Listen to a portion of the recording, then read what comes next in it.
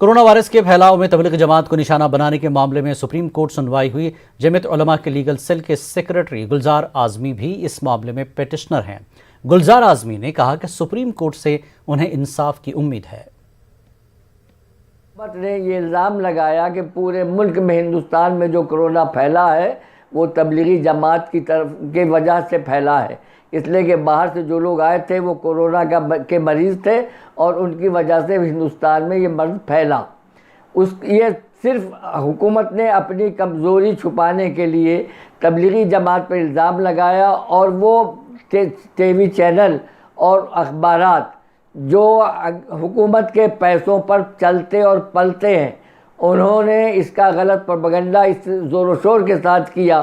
कि जिसके नतीजे में मुसलमानों का बायकाट किया गया, सब्ज़ी वालों का, फल वालों का और लोगों का। तो उस पर जमीयत उलमा ने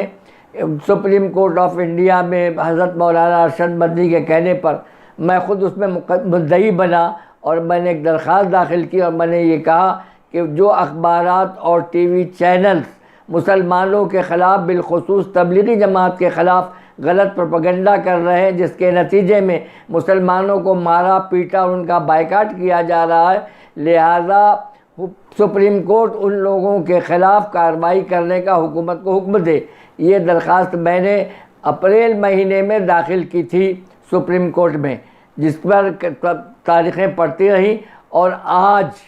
जब एक हलफनामा दाखिल किया गवर्नमेंट ने, इससे पहले गवर्नमेंट की तरफ से ये कहा जाता रहा कि नहीं आज़ादी राय है, अखबार पर कोई पाबंदी नहीं लगनी चाहिए, टीवी पर कोई पाबंदी नहीं लगनी चाहिए, लेकिन हमारे वकील साहब ने ये कहा कि नहीं, इस पर फैसला होना चाहिए। इसलिए सुप्रीम कोर्ट ने ये ऑर्डर दिया चीफ जज साहब ने कि 8 तारीख को इस पर फाइनल बहस होगी।